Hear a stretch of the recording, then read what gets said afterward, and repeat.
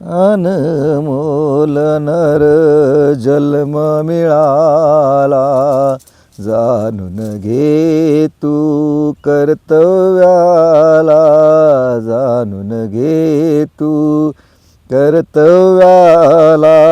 तराजूचे पारडे कोण तू तोलणारा, बरे वाईट कुणाचे कोण तू बोलणारा. जगत विधाता न्याय देवता सद्गुरु हा दाता, जगत विधाता ज्ञान देवता सद्गुरु हा दाता. गोपी भगवन सांगे जगाला, जाणून घे तू कर्तव्याला, जाणून घे तू कर्तव्याला. बोल सद्गुरु माता सुदीक्षा समिंदर हरदेवजी महाराज की जय.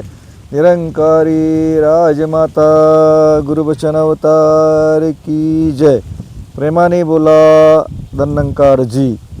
आज तुमच्या आमच्या जीवनामध्ये, आज भक्ती मार्गामध्ये सुंदर असं ईश्वराचं चिंतन, नामस्मरण करण्याचा योग प्राप्त होत आहे. कारण प्रत्येक वेळी युगानुयुगे ह्या जीवावरती काळाचा इतका प्रभाव आहे की सांगू शकत नाही की कुणाच्या आयुष्यामध्ये तो काळाचा प्रभाव होईल. परंतु साधूची संगत केली तर वास्तविक पाहता त्या काळाच्या प्रभावामधून प्रत्येक वेळी ह्या मनुष्य मात्राला केवळ सद्गुरूच्या माध्यमातून तो एक मार्ग, त्या सत्संगाच्या माध्यमातून प्रत्येक वेळी आज साधुसंतांना सांगितले की बाबा रे, माया इतकी विचित्र आहे की प्रत्येक वेळी ह्या मायेच्या माध्यमातून ह्या परमात्म्यामध्ये आणि आमच्यामध्ये भक्तिमार्गापासून अंतर निर्माण होते, परमात्म्याच्या चिंतनापासून अंतर निर्माण होते. कारण ह्याच मायेच्या माध्यमातून श्रीकृष्ण परमात्मा आणि दोघं सुदामा चालले होते. आणि चालले असताना की सुदामा म्हणला की श्रीकृष्ण परमात्म्याला की महाराज काय नेमकी माया असते. माया म्हणजे अरे अरे तुला काय करायचं आहे, तू आत्ता माझ्याबरोबर आहेस ना. तर नाही म्हणले, मला मायेचं रूप बघायचं आहे. मग वास्तविक पाहता नदीच्या कडेला होते आणि श्रीकृष्ण परमात्म्याने सुदाम्याला नदीच्या पाण्यामध्ये बुडवलं आणि बुडवल्यानंतर मायेमध्ये घेऊन गेला. आणि मायेमध्ये घेऊन गेल्यानंतर सुदामा वाहत वाहत त्या नदीमध्ये गेला. आणि गेल्यानंतर एका गावामध्ये एक प्रथा होती की नदीमध्ये कोण सकाळी आंघोळ करेल किंवा जर कोण वाहत आला असेल तर त्याला नगरीचा राजा करायचा. आणि लोक एकत्र सकाळच्या पहरावरती थांबली होती. आणि सुदामा वाहत गेल्यानंतर त्याला बाहेर काढलं जातं, त्याचा जय जयकार केला जातो. आणि राजसिंहासनावरती त्याला सांगितलं की बाबा रे, आमच्या गावाची अशी अशी प्रथा आहे, ह्या नगरीचा राजा आजपासून तुम्ही आहात. आणि ज्यावेळेस असं राज्य करत करत असताना त्यांना मुलंबाळं देखील झाली, चांगल्या पद्धतीने संसार चाललेला असताना केवळ त्यांच्या जीवनामध्ये जी पत्नी होती ती पत्नी, तिचा अंत झाला, तिचा मृत्यू झाला. आणि मृत्यू झाल्यानंतर ज्यावेळेस त्या गावामध्ये अशी रीत होती, मृत्यूच्या शय्येवरती ज्यावेळेस त्या पत्नीला झोपवलं गेलं आणि त्याच्यानंतर त्याला देखील पकडलं गेलं, सुदाम्याला पकडलं. म्हणजे ह्या गावात अशी पद्धत आहे की ज्यावेळेस पत्नी मृत्यू पावते त्या शय्येवरती त्या पतीला देखील जाळलं जातं. मग वास्तविक त्याला देखील त्याच्यावर झोपवलं. आणि ज्यावेळेस चितेला आग लावली आणि त्यावेळेस सुदामा ओरडायला लागला, कृष्णा वाचव मला, कृष्णा वाचव मला, चटके बसतात, चटके बसतात. तसा पाण्यामधून तो बाहेर येतो आणि बाहेर आल्यानंतर अरे कशाचे चटके, कशाचं काय काय काय. मग वास्तविक पाहता त्यावेळेस ती माया क्षणिक श्रीकृष्ण परमात्म्याने दाखवली. कारण तुमच्या आमच्या जीवनामध्ये जीवन जगत असताना ह्या प्रपंचामध्ये प्रत्येकालाच वाटतं माझा प्रपंच सुखाचा व्हावा, माझ्या जीवनामध्ये दुःख कष्ट यायला नकोत. म्हणून एक धागा सुखाचा 100 धागे दुःखाचे, जडतारी हे मानवा तुझ्या आयुष्याचे. एक धागा सुखाचा 100 धागे दुःखाचे, एक धागा सुखाचा. वास्तविक पाहता 100 दुःख येतात त्यावेळेस एक धागा सुखाचा म्हणून तो गीतकार सांगतोय. कारण प्रत्येकालाच वाटतं की माझ्या आयुष्यामध्ये प्रत्येक वेळी सुख प्राप्त व्हावं. हे साधुसंतांचं जीवन बघितलं तर प्रत्येकाला वाटतं की बाबा रे हे संत महात्मा वेडे आहेत, त्यांना प्रपंचाविषयी अजिबात ओढ नसते. आणि वास्तविक पाहता ह्या सगळ्या गोष्टीसाठी ते संत महात्म्यांना नावं ठेवत असतात, त्यांची अवहेलना करत असतात. परंतु ज्ञानेश्वर महाराजांचं जर वय बघायला गेलं तर 16व्या वर्षी ज्ञानेश्वरी लिहिली आणि आज ते महाराष्ट्रामध्ये संत म्हणून राहिले. नवे नवे दुसऱ्या बाजूने विचार केला तर 16व्या वर्षी स्वराज्याची शपथ घेतली ते आमचे छत्रपती शिवाजी महाराज. याच महाराष्ट्रामध्ये आज राज्य केलं. 42व्या वर्षी गाथा लिहिली आणि ती देखील महाराष्ट्रामध्ये अर्पण केली. आणि 32व्या वर्षी शिकागो परिषद ज्या स्वामी विवेकानंदांना गाजवली आणि ह्या धर्माचं रक्षण केलं. मग वास्तविक पाहता ह्या तरुण संत महात्म्यांनी प्रत्येक वेळी समाजाला देण दिली. मग आज तुम्ही आम्ही विचार करूया, त्यावेळेस छत्रपती महाराजांना देखील एक दिवस भ्रम निर्माण झाला की ह्या जगाचा मी राजा आहे. आणि ज्यावेळेस ते संत तुकाराम महाराजांना एक नजराना एक भेट म्हणून काही गोष्टी घेऊन गेले आणि घेतल्यानंतर जगत सद्गुरू तुकाराम महाराजांना सांगितलं की बाबा रे आम्हा घरी शब्दाच्या राशी, आम्हा घरी शब्दाचेच रत्न, की ते शब्द हेच परब्रह्म आमच्या हृदयामध्ये साठा रूपानं हा संचय आहे, हेच आमचं धन आहे. लोका घरी गाई म्हशी, आम्हा घरी उंदीर घशी, तरी आम्ही भाग्याचे दास पंढरी राहायचे. म्हणून त्यावेळेस छत्रपती शिवाजी महाराजांना जगतवंदे जगद्गुरु तुकाराम महाराजांनी सांगितले, बाबा रे की तुम्हाला वाटत असेल की जगाचा पालन पोषण करणारा परमात्मा हो सगळ्यांना समान आज देत आहे आणि प्रत्येकाला तो अधिकार प्राप्त करून देतो. मग तुम्ही मी विचार करूया, त्यावेळेस समर्थांना तो छत्रपती शिवाजी महाराजांचा नजराचा तुकाराम महाराजांना ज्यावेळेस परत दिला आणि ज्यावेळेस श्रीकृष्ण वास्तविक पाहता त्यावेळेस समर्थ रामदास स्वामींचा छत्रपती शिवाजी महाराजांना संघ प्राप्त झाला आणि त्यांना देखील तो भ्रम निरस करण्यासाठी समर्थांना एक योग प्राप्त झाला. आणि त्यावेळेस समर्थांना त्या जंगलामध्ये नेलं आणि त्या लोहाराला सांगितले की बाबा रे हा खडक फोड. आणि खडक फोडल्यानंतर पाणी आणि त्या आतमध्ये बेडकीने निघाल्यानंतर राजांना प्रश्न विचारला गेला की राजे ह्याचं पालनपोषण कोण करतंय.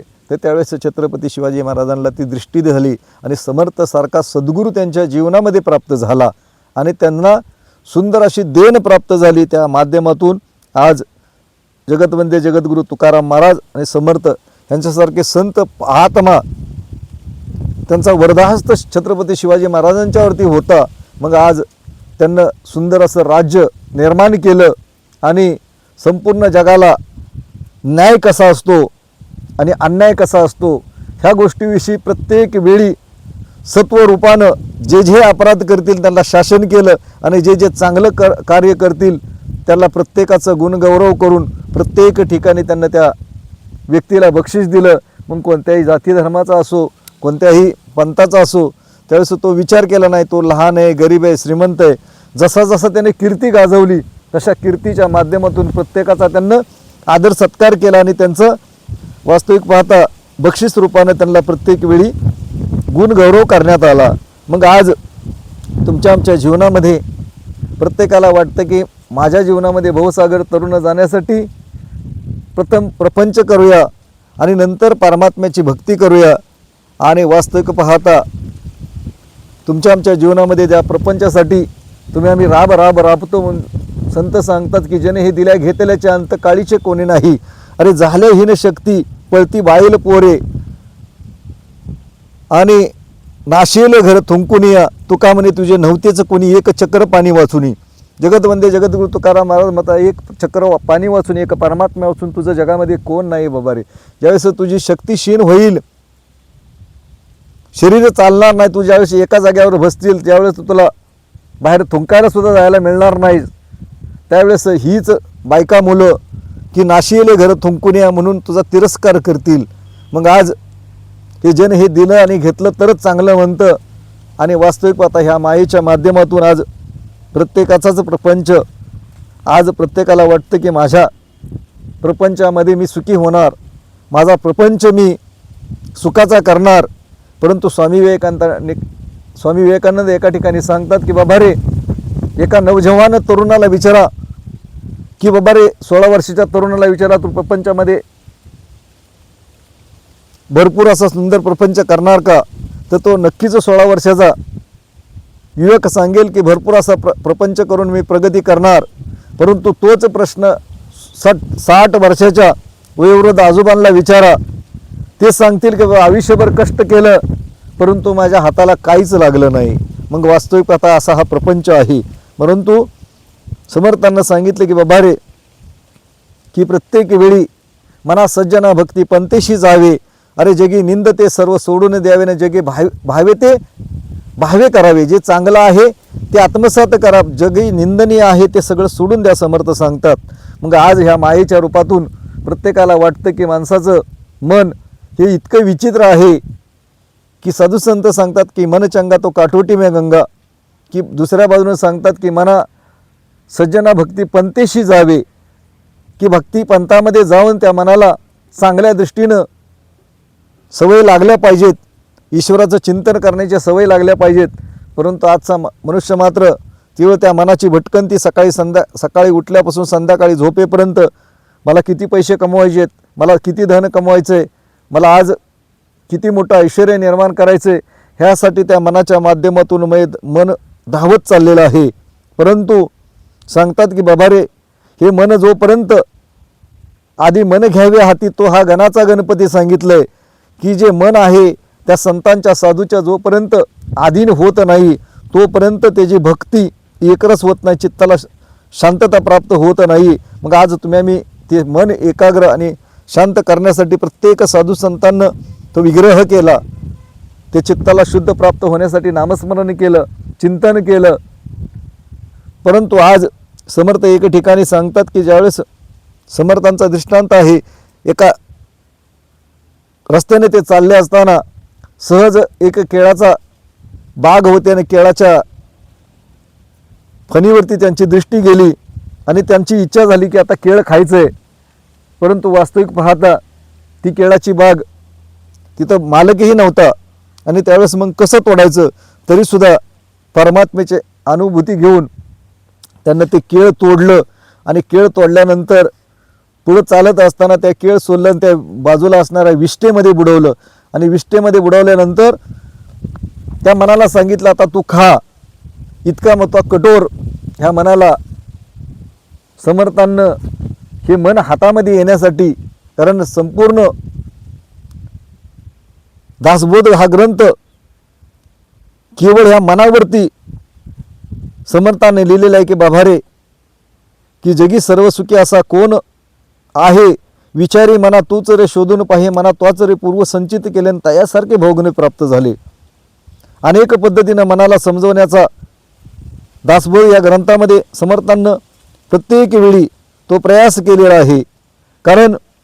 हे मन भक्तीमध्ये इतकं बाधा आणतं की हे मन चंचल आहे. ह्या चंचल मनाला शांत केवळ संतांची संगत हीच करू शकते. म्हणून सांगतात की संतांच्या संगती मनोमार्ग गती, आकळावा श्रीपती येणे पंते.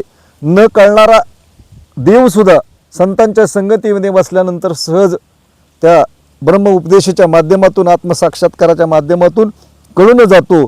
मग तुम्ही आम्ही विचार करत नाही, आज हे साधू संत वेळोवेळी ह्या जगाला परोपकार करत असतात. ते परोपकाराचं कार्य साधू संतांचं चाललेलं असतं. मग आज तुमच्या आमच्या जीवनामध्ये हे निरंकारी मिशनच्या माध्यमातून सुदीक्षा महाराज आज समयाला अवतरित आहेत. आज ह्या माया आणि ब्रह्म ह्यांचा निवाडा करून हे ब्रह्मतत्व तो आत्मसाक्षात्कार प्राप्त करून जेही भाविक त्यांच्या चरणावरती शरण येतात, त्या शरण येण्याच्या बदल्यामध्ये परमात्म्याची अनुभूती साक्षात्कार करून देतात. परंतु लोक निरंकारी मिशनच्या संत महात्म्यांना वेड्यात करतात. तुम्ही म्हणताय देव पाहिला, मग तुम्ही असं कसं राहताय? मग वास्तविक आता त्या लोकांना दास प्रश्न करतोय की बाबा रे, तुकाराम महाराज काय झाडावर राहत होते का? ज्ञानेश्वर माऊली काय जंगलामध्ये जाऊन राहत होते का? ह्याच प्रपंचामध्ये जनाबाई मीराबाई सगळ्यांनी प्रपंच करून परमार्थ केला. मग निरंकारी संत महात्मे काय संसार करूनच हा परमार्थ करणार, वेगळं काय करणार? मग आज तुमच्या आमच्या जीवनामध्ये प्रत्येक वेळी निरंकारी संत महात्म्यांना वाटतं की माझ्या जीवनामध्ये परमात्मा प्राप्त झाला आहे, माझ्या नातेवाईकांना तो प्राप्त व्हावा, माझ्या मित्रांना तो प्राप्त व्हावा, माझ्या गावातील लोकांना प्राप्त व्हावा, माझ्या शहरातील लोकांना प्राप्त व्हावा. म्हणून वेळोवेळी ते आवाज देत असतात की बाबा रे, आमच्या जीवनामध्ये परमात्मा प्राप्त झालेला आहे, तुमच्या जीवनामध्ये देखील तो परमात्मा प्राप्त व्हावा. परंतु ही माया प्रत्येक वेळी ह्या मानवी मनाला त्या हरिनामापासून, त्या भक्तीपासून कोसो दूर लांब नेत असते. परंतु तरी देखील साधकानं तो विचार केला पाहिजे की बाबा रे, प्रत्येक वेळी ह्या मायेला थोडं बाजूला हटकून हे निरंकारी संत महात्मे नेमके कोणत्या परमात्म्याविषयी, कोणत्या जाणीवीविषयी हे चिंतन करत आहेत. जोपर्यंत तो विचार करणार नाही तोपर्यंत प्रत्येक वेळी जो संत महात्मा ज्या वेळेस अवतारित झाले त्यावेळेस त्या समाजाला प्रत्येक वेळी आज तो देण दिली की सद्गुरू सारखा असता पाठीराखा इतरांचा लोक लेखा कोण करी. ज्ञानदेव म्हणे तरलो आत्ता उद्धरो गुरुकृपे. की माऊली सांगते की सद्गुरू सारखा पाठीराखा जगामध्ये कोणच नाही आणि त्याच्या माध्यमातून तरता येतं. परंतु दुसऱ्या बाजूने सांगतात की बाबा रे, देव पाहण्या कारणे देवळे लागती पाहणे, कोठेतरी देवळाच्या गोणे देव प्रगटे. देवळे म्हणजे नाना ही शरीर ते राही जीवेश्वरे. नाना शरीर नाना प्रकारे अनंत भेदे, चालती बोलती देवळे यामध्ये राहायचे रावळे. जितकी देवळे तितकी सकळ कळलीच पाहिजेत. म्हणून दुसऱ्या बाजूने सांगतात ते गुरु ते ज्ञाने आत्मदर्शन दर्शने समाधान होई जेतं. की त्या देवळात देव आणि देऊळ देवात ह्या गोष्टीचा अर्थ साधू संतांनी प्राप्त करून घेतला की अंगसंग असणारा परमात्मा साधू संतांच्या संगतीच्या माध्यमातून जे साधक ज्या समयाला शरण गेले. म्हणून साधू संत सांगतात की भाग्यवंता घरी भजन कीर्तन त्याची वाट पाहे रघुनंदन. अरे जगाच्या बाजारी सर्व काही मिळे परी न दुर्लभ हरीचे नाम. बहुत जन्मांची अशेले पुण्य तोची गाई मुख्य हरिनाम. अरे शेना म्हणे तुम्ही आता तरी जागा, हरिनाम म्हणा निरंतर. मग वास्तविक पाहता निरंतर हरिनाम म्हणा. जगाच्या बाजारी सर्व काही मिळतं पण दुर्लभ हे हरीचं नाम मिळत नाही. मग ह्या मायेच्या माध्यमातून हे नामस्मरण घेण्यासाठी म्हणून साधू संत सांगतात की आता तरी पुढे हाची उपदेश की सगळ्यांच्या पायी माझे दंडवत, की सगळ्यांच्या पायी माझं दंडवत आहे. की बाबा रे, सगळ्यांना नमस्कार करून सांगतो की बाबा रे, ज्या परमात्म्यासाठी तुम्ही हे भजन पूजन करताय, व्रत उपवास करताय, तो जाणणे योग्य आहे. 4 वेद 6 शास्त्र 18 पुराण जगामधले जेवढेही धर्मग्रंथ आहेत त्यांची एकच ग्वाही आहे. ते लिहून कुणासाठी ठेवले गेले? येणारे भाविक सज्जन भक्त आहे त्यांना तो दाखला दिलेला आहे की बाबा रे, जगामध्ये परमात्मा आहे पण तो निर्गुण निराकार आहे आणि सद्गुरूच्या माध्यमातून तो प्राप्त होतो. म्हणून साधू संत देखील सांगतात की जन्मजन्मी आम्ही बहुपुण्य केले आणि म्हणून या विठ्ठले कृपा केली, की जन्मजन्मी ज्याचं पुण्य पदरी पाठीशी येतं त्यांच्या जीवनामध्ये समर्थ सद्गुरू येतो आणि ह्या निरंकारी मिशनच्या माध्यमातून हे संत महात्म्यांचं पुण्य पाठीशी आलं आणि केवळ त्यांच्या जीवनामध्ये तो परमात्मा प्राप्त झाला.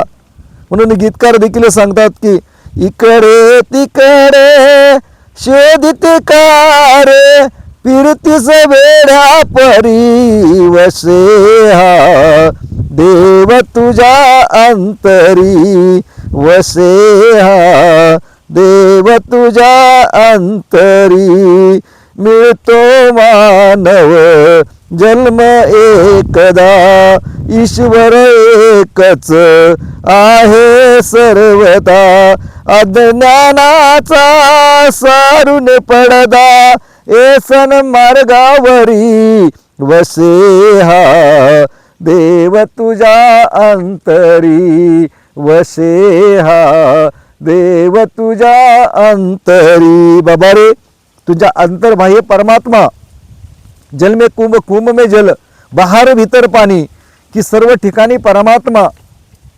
जसं घागर आहे आणि घागर टोपण लावलेली आहे आणि ते सागरामध्ये सोडली, घागरीतलं पाणी वेगळं आहे आणि सागरातलं पाणी वेगळं आहे. जर परमात्मा तत्व प्राप्त करून घ्यायचं असेल तर ह्या परमात्म्याच्या माध्यमातून ते घागरीचं टोपण मी शरीर आणि आत्मतत्व ह्या गोष्टीचा उलगडा करून घ्यायचा असेल तर आज समयाला युगदृष्ट निरंकारी सद्गुरू माताजी प्रत्येक घटाला वेळोवेळी त्या भक्ती मार्गाकडे वळवण्याचा प्रयत्न करत असतात. म्हणून वास्तविक आता प्रत्येक वेळी हे संत महात्मे वेळोवेळी या जगाला आवाज देतात की माझ्या जीवनामध्ये तो परमात्मा प्राप्त झालाय. म्हणून तुकाराम महाराज देखील सांगतात, अरे कार्य दाटून होता वेळे देव आहे तुम्हा पुढे, ज्याशी नाही पाठपोट करी तिरकाचा घोट, अरे तुमची तुम्हा नाही सोय कोणाची बा काय जाय तुका गातो ना आम्ही तेथे नाही तुम्ही आम्ही. मग वास्तविक आता तुकाराम महाराज सांगतात की बाबा रे, तू दाटून वेड्यासारखा का होतोय, देव तुझ्या पुढं आहे समोर आहे. मग वास्तविक पाहता मग तो असणारा परमात्मा जोपर्यंत समर्थ सद्गुरू तुमच्या आमच्या जीवनामध्ये प्राप्त होत नाही, जो समयाला अवतार असतो तो आज अवतार सुदीक्षा महाराजांच्या माध्यमातून आज अवतरित आहेत. ज्याला ज्याला वाटतंय माया आणि ब्रह्म यांचा निवाडा करून परमात्मा ईश्वर देव माझ्या जीवनामध्ये प्राप्त व्हावा, त्याचा साक्षात्कार व्हावा, त्याची अनुभूती व्हावी, त्याचा अनुभव करावा असं वाटत असेल तर जरूर या निरंकारी संत महात्म्यांच्या सत्संगला या आणि आपला इहलोक आणि परलोक सुखाचा करून घ्या. प्रेमाने बोला धन्यंकारजी.